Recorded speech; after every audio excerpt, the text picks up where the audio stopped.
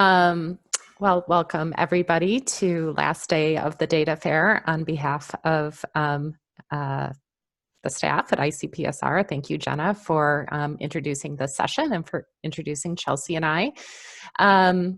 So we are here today to talk a little bit more about ICPSR's COVID-19 efforts. We've been engaged in a range of activities to support research and data use around COVID-19. Maybe many of you heard and attended the talk that Maggie Levenstein gave in her State of the Consortium, and she talked about ICPSR staff and how we've been ensuring that ICPSR services are continuous during the pandemic. But the session today is for Chelsea and I to talk about additional efforts that ICPSR has been engaging in to support social science researchers more generally, researchers who are both asking and answering questions about COVID-19 in the hopes that we can soften the impact of COVID-19 for the most vulnerable populations and for the populations at large in the US and even around the world. So ICPSR, like lots of organizations, has been holding up the goal of rapid data sharing as one of the main actions that we as researchers can take. And we've been providing both leadership and community engagement around this topic as senior leadership at ICPSR have joined with other organizations to set forth best practices around data sharing worldwide in the face of COVID-19. So I'm going to be talking about that. I'll also talk a little bit about the scholarship that we are engaged in to offer new insights. And finally, that we are actively engaged in ensuring wide access to relevant data so that researchers can do their jobs of analysis, especially access to data through the COVID-19 repository that Chelsea Goforth will be talking about in a few minutes. So next slide. So one of the early efforts of ICPSR was to lend its leadership and expertise to RDA. Got an acronym for you right at the beginning. So what is RDA? The Research Data Alliance is an organization that was established in 2013. And what RDA really has become is a neutral, global social platform where international research data experts can meet and talk about and exchange their views and form consensus on a wide range of topics, especially topics such as the social hurdles of data sharing, education and training around data sharing and data management, how we write data management plans to ensure data sharing, and the certification of data repositories. There's lots of conversation that are both relevant to disciplines or domains like the social sciences, as well as ensuring interoperable interdisciplinary exchange. And of course, a lot of this is also covering the technical aspects of how we do all this work. So we do this, ICPSR engages in the Research Data Alliance for this reason, so that we can talk to our peer organizations around the world. Early on in the pandemic, RDA fielded a request from the European Commission to produce guidelines that would address COVID-19 data sharing. And they wanted this guidance to be useful to a wide range of audiences, including funding bodies, policymakers, and certainly researchers. So within weeks of this request from the European Commission, so the request in March, but within weeks, RDA formed what it does best, a working group. And it convenes working groups to put together experts that can do things like write guidelines and come to community consensus. And they did that across 4 domains that you see here in this slide, which included, of course, there in the red box, the social sciences domain. So each of the subgroups at RDA was run by co-moderators who led writing teams to actually generate the guidelines and to write about them and to seek community consensus for those best practices. So ICPSR was a co-moderator for the social sciences writing team. And so I would say between April 1st and June 30th, this group with ICPSR contributing and held continual writing sprints and a host of webinars to produce what became the guidelines. We produced it in 6 releases over that 3-month period. And with each release, we sought community feedback and refined the guidelines to get to the idea of community consensus about what rapid data sharing of COVID-19 data would look like. The writing for each domain produced recommendations for the audiences that I mentioned, as well as guidelines for researchers about how to not just share data rapidly, but to share it responsibly. And so the whole process was exhausting and exhilarating for the authors of this report. Within a short time, the contributions of across all of the boxes that you see here, it really amounted to about 600 people that wrote these guidelines, or at least provided extensive feedback. And the guidelines, Chelsea is, I think, putting in the chat, so you can link right to them on the RDA website. We produced a document that's called RDA COVID-19 Guidelines and Recommendations. In this document, not just social sciences, but we have recommendations for clinical data sharing, omics data sharing, and epidemiology data sharing, as well as 4 cross-cutting areas. So we talked also in the document about community participation around data sharing, indigenous data, which is often overlooked and highly important, legal and ethical considerations, and the sharing of research software. Next slide, please. So I'm going to call your attention to a part of those guidelines that you can easily take a look at, which is the executive summary of the recommendations.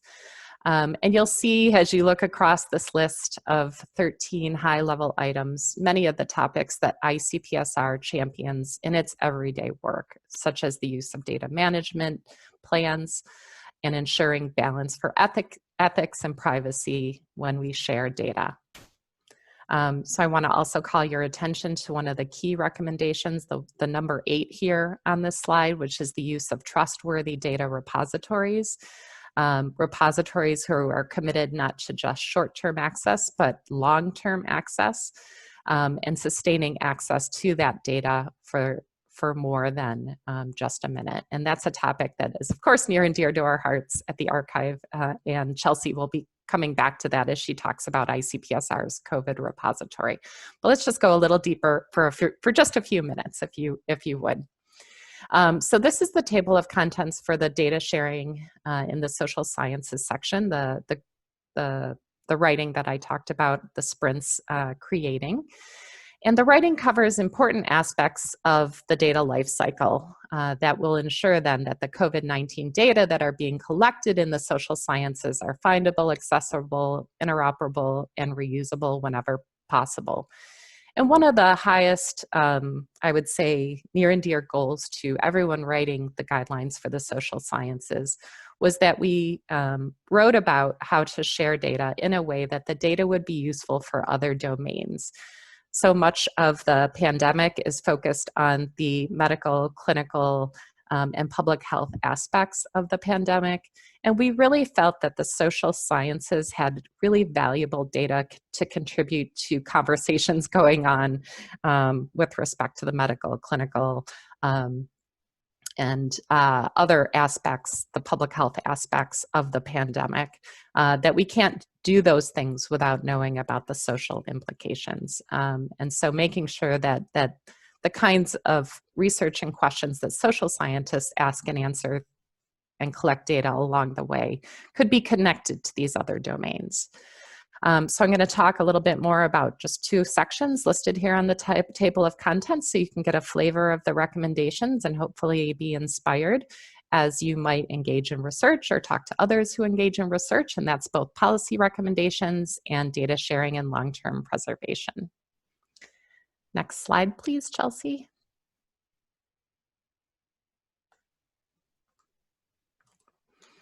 So in the policy recommendations subsection, we have several recommendations for funding bodies and funding agencies.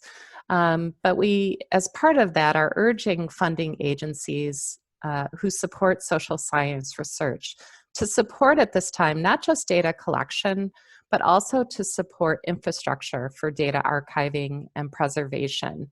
To cover the many infrastructure costs that are around data sharing in the broadest sense. We believe that data needs to be fair, that we have to have fair data to enable long-term preservation of data. And so often agencies overlook the costs of data management and data sharing in favor of data collection efforts, understandably so. But understanding that at this time, if we really want to leverage the data that we're collecting in the broadest sense, that some infrastructure and management costs for those data are things that should be supported as well. Next slide. We are also recommending that various official data providers, so like official statistical agencies, agree upon and provide minimum metadata, so information about the data that is targeted at allowing their data to be linked across domains. And so if you think about important social science concepts and topics that statistical agencies have data about, be it poverty rates or demographic composition of small and local areas, things that are going to matter to the work of others. We have to have minimum metadata so that information can be linked to the work that is ongoing across domains, including the social sciences. And making sure that that is front and center, that there is metadata and those metadata are standard enough to allow those linkages is important.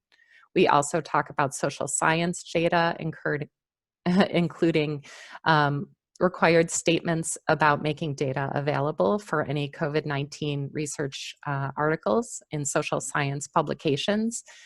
And both of these stakeholder mandates, we think, are going to help push rapid COVID-19 data publication forward in a way that the data are accessible and reusable across disciplines and domains. Next slide, please. So finally, the last slide on what we wrote about in the guidelines, and I encourage you to take a look at the fuller set, is that we've addressed data sharing in the social sciences part of this document extensively as we discussed long-term data access from 3 different angles, and the 3 are here. So first, we talk about data access and data preservation as being an important criteria for evaluating a data repository. And so if you are collecting COVID-19 data, making sure that there's the selection of a repository that can preserve that for the long term is important. Our guidelines also talk about ensuring that the repository has knowledge of the domain. So obviously ICPSR is a social science data repository, and we know the kinds of data that social scientists collect.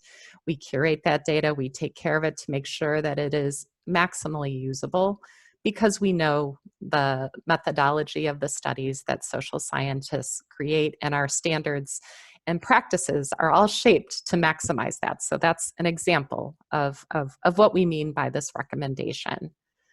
Second, we emphasize that when sharing data or thinking about sharing research, that the researcher also think about preserving any important data linkage information. And so often, social scientists collect information that might be used to link data down the road, perhaps to mortality rates or geographic indicators, but those are the kinds of things that are harder to share. And so we encourage that researchers think about how they can securely and respecting the governance of and the provenance of and the ethics and the rights of the human subjects who provide data, but thinking about ways to preserve those data linkages in ways that it might be leveraged to connect the data to other resources securely and ethically down the road. And third, we talk about preserving not just the data, but the complete contextual information around the study. So also including the documentation and the code, things about the computing context for born digital data, the licensing behind data that might go into data collections that people are amassing right now, that complete picture of the data so that the data can be maximally used. Okay, so one last word about a resource to call your attention to. In the course of the writing that group did, that ICPSR was part of, we produced a large library of resources that is Zotero Library, with over 1,000 bibliographic entries in the library related to both things that are cited in the guidelines that I just talked about, but also other important COVID-19 resources. And so I encourage you, there's a link in this slide, to take a look at the Zotero library, as there's easy navigation and tagging of that content to make it as usable as you can imagine, with 1,100 quickly assembled bibliographic entries to metadata standards, to repositories, to technical documents writing about the how, different aspects of the data lifecycle. It's all in this library for your use. Another activity beyond the RDA involvement that ICPSR has had, I'd like to talk about another resource that you might find useful to know about and hopefully use. And that is that ICPSR's own researchers and research staff have written a report that addresses notable data and measures that we know from our collections that can be used to assess the impact of the social impact, economic impact, and other kinds of impacts of the pandemic. So there's some broad information about data more generally, but really this is a report that will give you a deeper look into the data sets and measures that ICPSR has lovingly curated and cared for over time. That might be useful right now for anyone who is looking to collect data or understand the impact of COVID-19. The report is covering data sets that ICPSR houses on pandemics and disaster response. So in our long, almost 60-year history, there are a few studies that have been collected in times of disasters and public health epidemics, and you can search our collection for those. We also have, I will say, in this report, we cover some of our long-standing series. So a series at ICPSR is a data collection that's maybe annual or periodic, but done over time. And as you can imagine, those series will become important for looking at conditions before the pandemic hit, potentially during, for studies that are fielded during the pandemic, and potentially after the pandemic is managed. So our series collections are especially valuable, and we note some of those in this report. We also publish many important long-term longitudinal studies that are following one cohort over time, or one slice of the population, but going back and repeatedly asking questions over time, either annually or periodically. So for example, we have data such as studies like Monitoring the Future, who were in the field in January, just before the pandemic hit, interviewing high school seniors about their outlook and their behaviors and their schooling and peer interactions, all those kinds of things. MTF, Monitoring the Future, went back into the field this summer to talk to those seniors again, to get a sense of what had changed rapidly in the course of the pandemic by summer. And so there's going to be longitudinal studies at ICPSR that will be especially helpful. And again, going to this report will begin to give you a sense of what some of those are, in addition to MTF. And then finally, much of the value of ICPSR's existing data collection is that we just simply have a wide range of data, variables, question wording, how people have worded their questions, and measures about social relationships, economic well-being, mental health, and all sorts of outcomes. And you can use our search tools at ICPSR to be able to write questions that you might need to study the pandemic in your particular area to ensure that you're using measures that have been validated and used in other studies. And by doing so, then you can compare what you're collecting now in the time of COVID to regional and national estimates from other time points that you're going to be able to access data from ICPSR. And here's my last slide, and I'll be turning things over to Chelsea. And that's just to point out that there's many organizations that are coming together, like I said, to agree upon rapid data sharing as being one of the most important norms. And so ICPSR, like many organizations, has signed on to endorse things like the Welcome Trust Statement, which is recognizing that the outbreak of COVID-19 is obviously one of the most significant and urgent threats to global health in our lifetimes.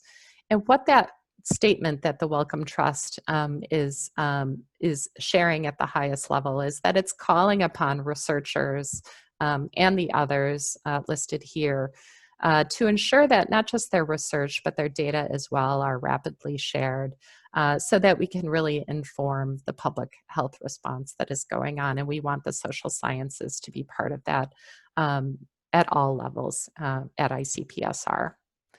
So I think with that, Chelsea, I will turn the mic over to you. Thank you, Amy.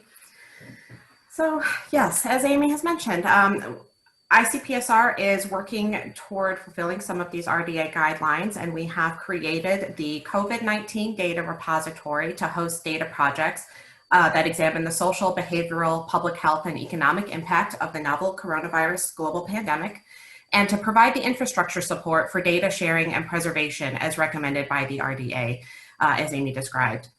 ICPSR is one of the world's oldest and largest social science data archives and is known as a trusted repository, making it particularly well suited to respond quickly to the urgent research and data sharing needs necessary for pandemic response. Let's see if I can get my slides to advance. There we go. So what does it mean to be a trusted repository? A trusted digital repository like ICPSR is one whose mission is to provide reliable, long-term access to managed digital projects, digital resources to its designated community, both now and in the future. We do this by providing a transparent view into our technological and curatorial processes, by continuously working to improve these processes, by measuring performance against a community standard, and by promoting trust with respect to long-term data availability. ICPSR has incentivized the rapid and early publication of COVID-19 related data projects by creating this particular repository on Open ICPSR, which is the self-publishing arm of ICPSR. Researchers can deposit their data here at no cost, and their data projects can be published nearly immediately, complete with citation and persistent identifier, to ensure that their shared data are findable, accessible, interoperable, and reusable, which are the FAIR principles as noted in the RDA recommendations. Data depositors and secondary data users can generate file-level citations for a data project in addition to the overall study-level citation that I just mentioned. Projects in the Open ICPSR COVID-19 Data Repository are indexed and thus searchable and discoverable within 24 hours of publication. And since ICPSR is an international consortium with nearly 800 member institutions, there is an immediate distribution network to users that are looking for research data through ICPSR's main data catalog, which is also indexed by all major search engines. Data projects can be versioned and can be linked to publications for even greater transparency and discoverability. And Open ICPSR calculates usage metrics based on the counter code of practice for research data, and these statistics are included on every published project's homepage.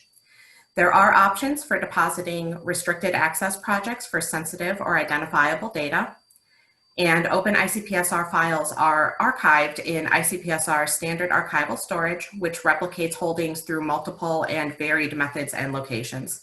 So Open ICPSR provides as-is bit-level preservation, and all of the uploaded files are encrypted using server-side encryption.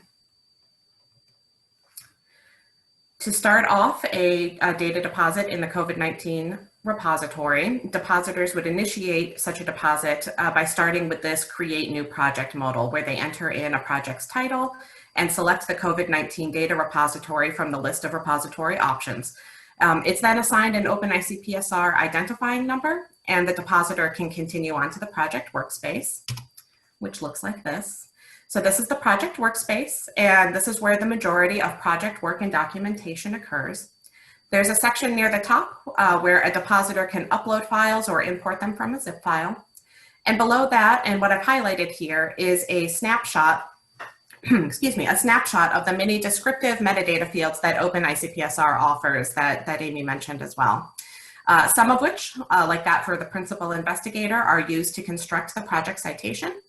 And you'll also note that there's a wide variety of metadata field types, ranging from the longer free-form entry for fields like project summary, date formats in other cases, and ranging to a more fixed choice format for fields like collection mode, which is a little bit further down in the methodology metadata section.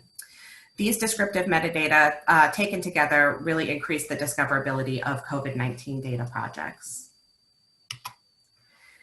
And as noted earlier, researchers can add related publications in a section toward the bottom of the workspace, either by importing from DOI or manually entering them, as I've shown both options here on the slide, in order to link the data collection back to any published articles. Once files are uploaded and a data project has been appropriately documented, then it's time to publish the project. The penultimate step before publishing will bring a depositor to the terms and conditions page, where they need to answer some questions about disclosure risk, choose to publish as restricted access if that's appropriate given their project, and agree to the deposit terms. And as noted previously, each published project gets its own study homepage, complete with project citation, usage metrics, and versioning history. And as you can see, this version history in particular can be especially important for COVID-19 projects like this one, like the one I've highlighted here, COVID-19 US State Policy Database, which is a project that has ongoing data collection efforts related to changes in state policies surrounding COVID-19, when researchers and secondary data users might be especially interested in capturing these sorts of snapshots in time. Regardless of if a data project on Open ICPSR has a single or multi-phased data collection effort, like the project I just showed you, all Open ICPSR projects can, of course, utilize ICPSR's general archive curation services once they've been published. ICPSR data curation entails making sure that people can easily find and use data now and in the future by finding and fixing any issues with data. So, for example, standardizing any missing data, dealing with outliers or unexpected values, mysterious variables, or correcting for documentation that includes too much or more often too little detail. They also do this by adding and updating study and file and variable level metadata that adhere to the ICPSR thesaurus. We create complete documentation, including an ICPSR codebook. We can produce output files for all major statistical packages like SAS, SPSS, Data, R, and ASCII formats as well, and also for online analysis. And we also save data and documentation in recognized archival formats. So ICPSR is helping to ensure the rapid and timely access to COVID-19 related data projects through this initial self-publication on Open ICPSR, and then access to high quality, well-documented data that have been organized, described, cleaned, enhanced, and preserved for public use by our team of professional curators. And so back to the COVID-19 data repository on Open ICPSR, you'll note that we already have a substantial and growing collection of data from a wide range of disciplines. We have a large outreach list with hundreds of projects and researchers who we hope will consider this repository for their data sharing needs. And as you might note, even though we do have a good collection already, many are waiting to share until many of their data collection efforts are complete. But we're also asking for your help in spreading the word, in identifying interesting, novel, and otherwise high-value data so that we can further expand our outreach. So if you do have any suggestions, and I think I've maybe even already seen one or two come in through chat and Q&A, please don't hesitate to reach out and let us know. We would very much appreciate that.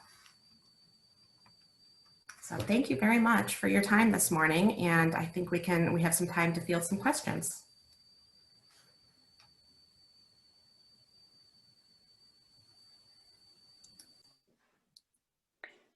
All right, thank you very much, Chelsea and Amy.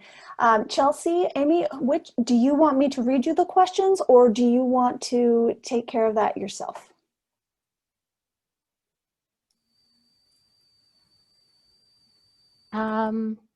Let's see. Okay, yeah. It seems like there's a few questions that have shown up. So let me go ahead and read them and make an attempt to answer them. Chelsea, if there's things that I'm missing, please let me know. Absolutely. Actually, let me move this over so I'm looking at the screen. Okay. So we fielded a question that says, can you share some examples about the kind of metadata that's needed for linking? I can tell you in the RDA guidelines, we referenced some of the European standards for that kind of linking. So one of those I'm recalling is the NUTS standard, which I think is used for describing geographic information that's useful for linking data at the geographic level. And obviously there's examples of that kind of classification in the US and other places as well. So ensuring that we're following geographic classifications, for example, as we produce data, either statistical agencies or even individual researchers, so that we can have a common way to provide those linkages at the geographic level. Chelsea? I don't know if there's anything else that I should have said there. I'm not our metadata expert, but well, neither am I, but I think that's perfect. Yeah. There's another question asking about state governments. The state government has been collecting data related to COVID-19. I don't know what state this is, or has been collaborating with universities to conduct COVID-19 survey data in communities, right? So lots of like academic and state partnerships around data collection. So this asker is asking if it's possible for ICPSR to work with the state government to share those data with other researchers. I can tell you that ICPSR is completely open and interested and capable of sharing state data. We release state data sets on a number of topics at ICPSR, notably within the state of Michigan, where we're housed at the University of Michigan. So yes, that is both a capability and interest of ICPSR. If there's a specific recommendation about a data set that you would like to make, please just email icpsrhelp@umich.edu. And it's ICPSR-help, and we'd be happy to get started on any potential data lead that you have for state data like that. I'll read another one. Data linkage is so critical, as a single data set is hard to help social scientists answer complex social research questions. Right, exactly. That was our point. Do you have any tools that you can work with researchers or support researchers to link different data sets while also preserving privacy and confidentiality of the data? Once data sets are linked, researchers can use them or remotely access the server if direct download is not feasible. Yes. So ICPSR over the last few years has reshaped and reoffered both our policies and procedures to allow for us to take in the kind of data that would allow for data linkages. So often that's PII or geography that can be used to link the data. We can hold that data securely, legally, often. Well, that's when we would hold it. And separately from any published data set, so that, and we would also store the terms under which we would be able to make those linkages to those extant data sets that might exist. And so for a researcher who's conducting a survey and has that contact information from their respondents, we can securely and separately hold that data for those future uses, which is really fantastic. Again, I think if you get started at the ICPSR.help email address, we would be happy to connect you to the staff who'd be able to answer questions about this. Additionally, ICPSR offers a virtual data enclave for some of our confidential data sets where researchers can make those linkages. So we make some of our survey data available, survey data that have things like geography available in our virtual data enclave for the exact purpose of people being able to bring in that geographic contextual data and make that merge in the virtual data enclave. So again, we have wide interest and enthusiasm about helping researchers who want to use one of our restricted data sets in a way that allows them to make that linkage. And finally, and I'm hoping that somebody can put the link in the chat. I'm not sure in the Data Fair week if you've heard about the Linkage Library, but ICPSR has, I see Jenna nodding, has a website and a repository specifically for linked data and code that can be used to link data sets, so both code and data, called the Linkage Library. And that's a great place to share linkage information and algorithms that you may have used successfully so that others can use it as well. If you're looking for ways to provide linkages amongst extant data sets, you can look there for inspiration. And so our Linkage Library is a great resource for getting started. It is relatively new, so I encourage you to be patient as the resources are built out there. But we are highly committed to open science that includes data linkage and facilitating that in any way that we can.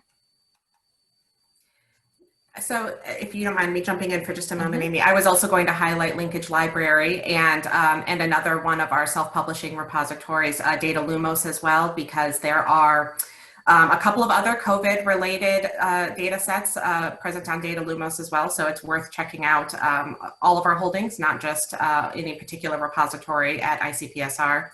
I also wanted to highlight a question quickly too, speaking of the different ways in which you can find data at ICPSR. A question that came into the chat notes that this person has seen a few studies dealing with COVID-19 come in through Open ICPSR that aren't actually part of the specific COVID-19 data repository.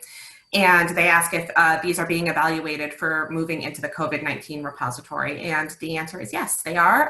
When we see those come in, we either reach out and ask if we can move it over into the COVID-19 repository, or we ask the depositor to perhaps fill out a little bit more metadata so that we can better understand the project before moving it on over into the repository. So that is yet another avenue actually for getting some additional data projects into the COVID repository. So I'm seeing a question that is, how do you decide when to open a new data repository? I think that's a really great question. There's a few different pathways for that, I would say, that are most common. So obviously ICPSR is always taking a look across its collections. We kind of have a short list of things we would love to do, you know, aspects of our data archive that we think could be better built out because there's a community that is collecting data but maybe hasn't availed itself to a data archive as yet. And so we're always on the lookout for communities that might need our help to build out the collection. New data repositories sometimes are ICPSR looking at that list and seeing that there's a external funding agency, maybe a federal agency or a private research foundation that would like to engage with somebody to offer a repository for its data. And so we match our interests in doing that with those kinds of requests and opportunities at the federal level and other research funding bodies to pursue that funding and then build out those collections. So two really good recent examples that I'd love to highlight. So one is the Patient-Centered Outcomes Research Institute, which collects comparative effectiveness data, so lots of clinical research and comparing outcomes across clinical settings in hopes of making healthcare better and more effective at treating patients and more cost effective. So the PCORI body of agency was looking for an organization to build a repository for it, and ICPSR will be doing that work. The Millennium Challenge Corporation similarly recently was looking for an organization to build a repository for its data, and they fund global health and social and economic research around the globe, trying to eradicate poverty and poor social conditions. So ICPSR is also engaging with that agency, because as you can imagine, those are the kinds of, both of those are good examples of data that ICPSR is committed to providing to its membership and to the research community at large. We often also are just compelled by social topics that are in the news.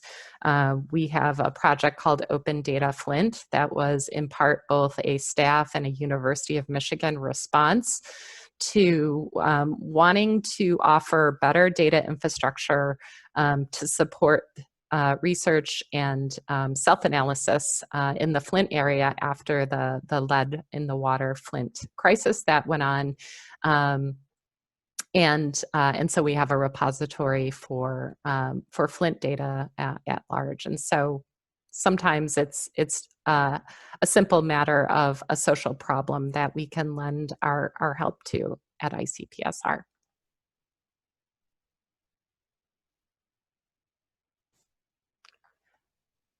So many ways to go with that and keep answering questions.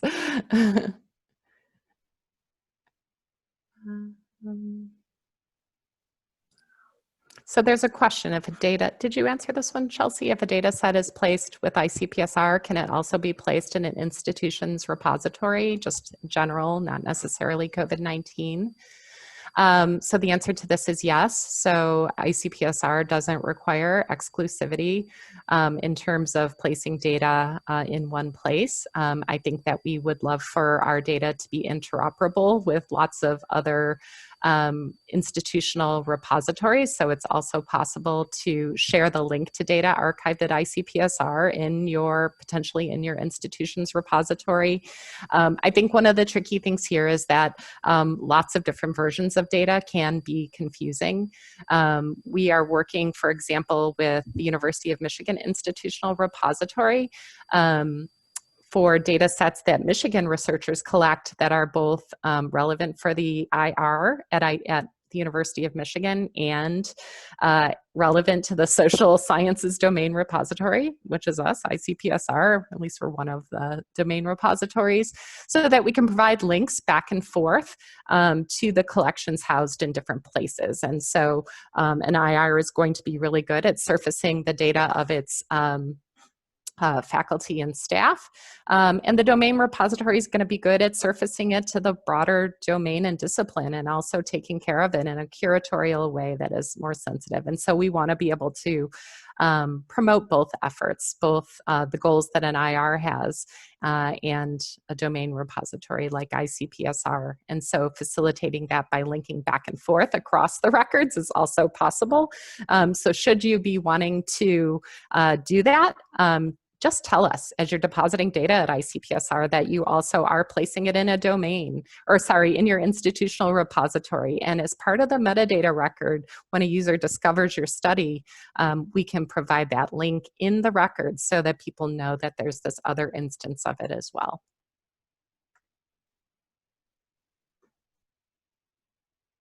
I think I'm seeing more questions, but I may have, I may be missing them. Jenna, are we missing anything? I see one more question here that is showing that it hasn't been answered, but you might have actually already answered it.